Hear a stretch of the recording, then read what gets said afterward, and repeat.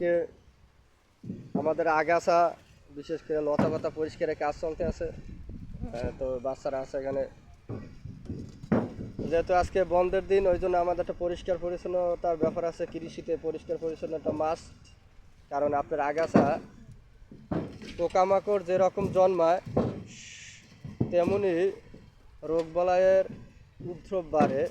তো আমরা দেখতে পাচ্ছেন ওরা পরিষ্কার করতে আছে এইগুলো, কারণ এগুলো আমরা খেয়াল করেছি আমাদের যে পার্শ্ববর্তী নার্সারিতে রয়েছে ওগুলো মাছি পোকা, থ্রিপস, ভাইরাস এবং এগুলো প্রকারভাবে দেখা দিয়েছে। এই জন্য আমরা আশেপাশের যে জঙ্গল আছে এগুলো পরিষ্কার করতেছি। তো এটা খুব ইম্পর্ট্যান্ট যে আপনি যদি কৃষি করেন তাহলে আপনার শুধু মাঠ পরিষ্কার করলে হবে না, আপনি আশেপাশে যে ঝোপঝাড় বা জঙ্গল আছে ওগুলো পরিষ্কার করতে হবে। এখন ওদের সাথে একটু কথা বলে, এই যে সিফাত, এই যে সিফাত দেখতে পাচ্ছেন, এটা কি পরিষ্কার করতে আসো? হ্যাঁ, নেট নেট জঙ্গল কিসের জন্য পরিষ্কার করো? হ্যাঁ, এদিকে তাকাইয়া, এদিকে তাক, কিসের জন্য? হ্যাঁ, পোকামাকড়ে কি কি ক্ষতি করে? হ্যাঁ,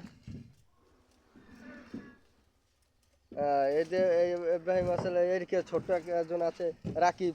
রাকিব কি করো? লতা বাছো কিসের জন্য? পোকা থাকে, এদিকে তাকাও, এই ক্যামেরার দিকে, পোকা থাকবে না, ঠিক আছে? তো আমরা আজকে প্রোগ্রামে নামলাম। তো আমরা প্রতি সপ্তাহে আমরা শুক্রবারে আমরা পরিষ্কার পরিচ্ছন্ন একটা কাজ করে থাকি।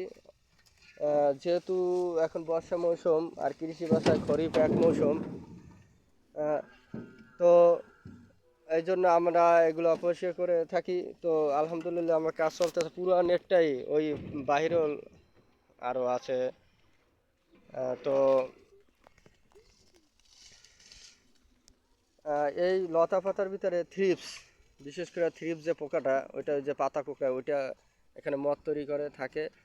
তো আমরা আজকে চেষ্টা করব পুরো পুরো নেটটাই পরিষ্কার করার জন্য, ঠিক আছে? পুরো নেটটা পরিষ্কার করার জন্য।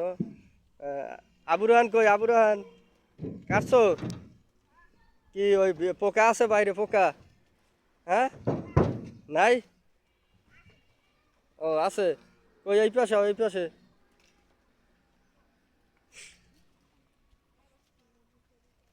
বাইরে গেছে ওরা, বটি নিয়ে গেছে, যে এইগুলো এই যে আমাদের বাইরে যে ঝোপঝাড় আছে ওইগুলো কাইটে দিতে আছে। এই কে রে? আবদুল্লাহ, আবদুল্লাহ কি করো? গাছ আছে, ঠিক আছে। তো ভালো লাগতেছে নাকি? হ্যাঁ, পরিষ্কার পরিচ্ছন্ন থাকা ভালো না? পরিষ্কার থাকলে কি মনও ভালো থাকে, আমাদের আশপাশটা পরিষ্কার থাকে। তো সবারই উচিত সপ্তাহে একদিন প্রোগ্রাম নিয়ে আপনাদের বাড়ির আশপাশ ঝোপঝাড় পরিষ্কার রাখা। শুধু পোকামাকড় পরিষ্কার করার জন্য তা না, আপনার আশপাশ পরিষ্কার রাখলে অনেক বিষাক্ত সাপ, গুই সাপ এগুলো থাকতে পারে। বিশেষ করে দেখা যায় ছোট ছোট বাচ্চাদের আক্রমণ করতে পারে এবং আপনার হাঁস মুরগি থেকে সবগুলো আক্রমণ করতে পারে। তো আপনি যদি ঝোপঝাড় পরিষ্কার রাখেন তো এখান থেকে অনেকটা মুক্তি পাওয়া যাবে। তো আজকে আমরা যে প্রোগ্রাম করছি, আমাদের দোয়া করবেন যেন আমরা আরও এরকম প্রোগ্রাম করতে পারি। তো দর্শক, আজকে এ পর্যন্তই। খোদা হাফেজ, ভালো থাকবেন, আপনাদের শরীর স্বাস্থ্য সবই ভালো নিয়ে ভালো থাকবেন। আবার পরবর্তী ভিডিওর সাথে থাকবেন, চ্যানেলে সাবস্ক্রাইব করবেন এবং আমার পাশে থাকবেন। আমিন, ধন্যবাদ।